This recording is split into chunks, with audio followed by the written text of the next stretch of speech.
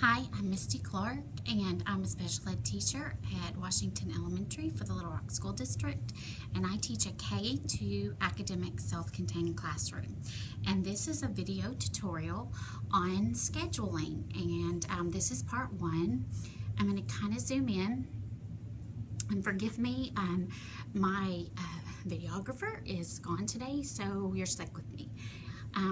This is just kind of our command central. It's posted right next to our door, and I'll try to get in close so you can see. This is not only just required by our district and our supervisors, but it keeps just everyone organized. By team, I mean not only our students, but I mean our my paraprofessionals and myself. So at any time, an administrator or supervisor can come in and see where everyone is. Up here at the very top, I just have listed the my schedule just as far as arrival, break, lunch, my prep time, and departure, and the same thing for my paras. Down on the bottom, it's clipped because it is, as you can see, it's about 6 pages and it's very detailed, and I have it in like 30-minute increments.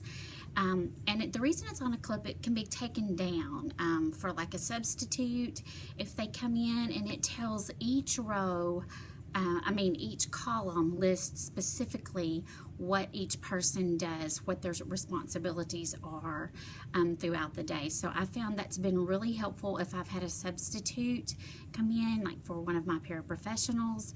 I can just give them that, or even have extra copies there, so they know exactly what is expected for them to do that day. And I've been very detailed just as far as, even like, sitting behind the child, helping redirect, simple things like that makes the day much smoother. Up at the top, I apologize for the glare, that is all of my pull-out schedules for my students. And by pull-outs, I mean when they go to a general ed setting for things like music, art, PE, science, and math lab. And I have a multi-grade classroom, so it's kind of like a revolving door. They go out 3 separate times a day. So I have 4 separate groups, so they're constantly going. Some can go travel independently, and some have to travel with a para. So I have to have a very detailed schedule for that for the entire week. Now, down below is my weekly schedule, and it just lists, each day broken down. It has everything on it from what the classroom's doing, lunch, recess, everything. I also have one posted on the outside of my door so everyone can see where we are throughout the day. And that's basically our day schedule, and it is more just for the adults to keep us together, and like I said, for administrators and also our related service therapists, like our OT and speech pathologists. They can come in, see where everybody is, and it helps them in their scheduling as well. I'm going to kind of switch gears and show you on the child level. When the students come in, I have a simple little anchor chart of what I want them to do. I meet them at the door each morning. These are the steps. Then they go right to their coat hooks and do what they were supposed to do. I have the bin right above where they put their student binders, which is step 3. And then I have a real simple schedule for each grade level where I just briefly put words, because I do have some readers, but I also paired it with a simple picture from Boardmaker, just a rundown of the day. It's pretty simple, but it does have everything, so it gives them an idea of what we're doing, and that makes a lot of kids at ease. Now, I don't do a lot of changing on this. So like if we're going to have an assembly or anything, this is not the schedule I change. I have shorter schedules that I'll use during the day, or individual student schedules that I'll do to anticipate a change. Like if we have a special guest coming, or if it's raining and we're going to have indoor recess or something like that, and the child needs his individual schedule and I need to note that change, I will do that on a different schedule for him. Okay. All right, moving on to some different schedules I use. I'll go to the individual schedule. Not all of my students require an individual schedule. So if they don't require that, I don't have one for them, because if the poster works for them, that's great, because we want them to be and to not have to rely on one if they don't need to. However, this particular student needed one last year and this year, but he's gotten better where he doesn't rely on it all the time. Some days are just tough, and we have to have them, and some days we don't. But it's taken 2 years to get to this point. But first, what I do is I made this schedule for myself and the paras, just to know how to set it up, because every day is a little different. I made this to list like what days he has certain therapists, and what days certain pullouts, so that way we know how to set up the schedule. And then inside of his binder, and we store this binder in his desk, I just put the extra pieces inside a baggie, and these are in page protectors, and I made everything on Board Maker. You could certainly use clip art, and it's super simple. I velcroed the day of the week, which the other days are kept in the baggie, and I have a start on one side and done on the next, and he just moves it over as he finishes. Once breakfast is done, he moves it over to done, lunch, and so on. And this is the reason why the schedule was so important for us to look at, is say if Monday he goes to art, we would put that, on his schedule. Or like, for instance, we have a picture of our OT here, because on Monday he'll go to OT.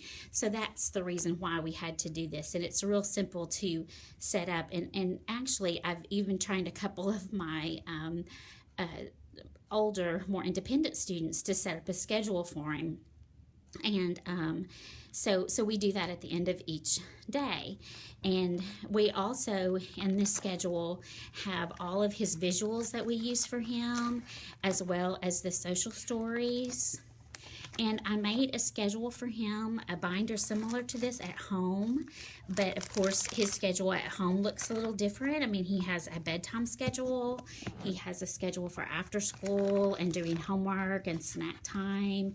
They were having trouble with bedtime routine of like brushing teeth, story, and going to bed. They were also having trouble with bath time, so we broke that down and did a social story and a schedule. So we used the same type of system, just using the Velcro and the binder, and so he was used to the same. It presented itself in the same way, so it was really successful. And we've kind of just weaned him away from it, where he doesn't need it all the time. Now, some days are just bad. Like, for instance, he has difficulties on rainy days because we can't go outside. So I have written him a story about, when it rains, this is what we do. So on days like that, I have to go ahead and pull out the schedule. But in the beginning, we used this every single day. And we would bring him in first thing in the morning, as soon as he put up his backpack and sat down, and we would talk about just the morning first. Going over the whole day was too much for him. And for some children, even the whole morning would be too much. You might only talk about 1 or 2 steps. So you just have to kind of get a feel for your kiddo and what they need. He did well with this. He is a reader, so we could actually even fade the pictures. So it's really what your student needs, but we would also have to do a lot of priming. I would have to show him his schedule even after we reviewed it in the morning several times, for things that I knew he didn't really like. For instance, down here is science lab, wasn't one of his favorite activities, so I would have to start reminding him, like right up here, okay, we're going to go to recess, then you're going to check your schedule, then science lab. Then I would tell him again, okay, recess, check schedule, science lab. And then I would ask him, okay, what's after recess? And then he would say, check schedule, science lab. And then I would praise him and reward him. Then I would say, okay, now check schedule, then what? And really, just, praise him and go over and over that. So he was ready and could anticipate that change. As I kind of, different problems that crept up, for a while, he even had difficulty during our morning rotation. And you could tell this is such a simple schedule. I'm almost embarrassed to show it. But in the morning, we do a rotation through centers. And it's just a literacy rotation. And he had just all of a sudden, he had been doing the centers and was fine. And one week he came in and he did not want to do it.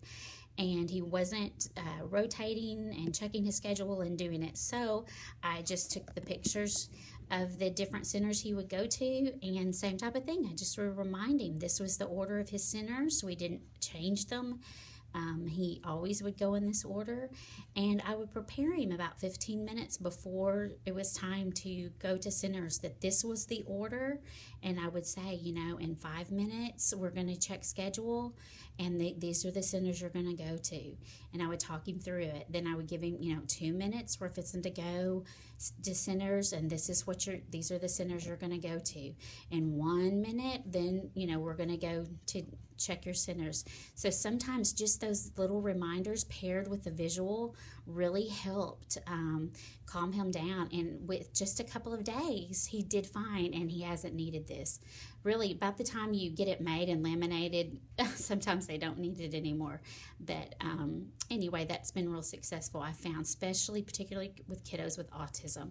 The visual really helps because you can limit that language, just point to the visual, and it really, really works. He's highly verbal, but the visual really helps him understand. Okay, again, my name is Misty Clark, and this was part 1 of a video tutorial on scheduling.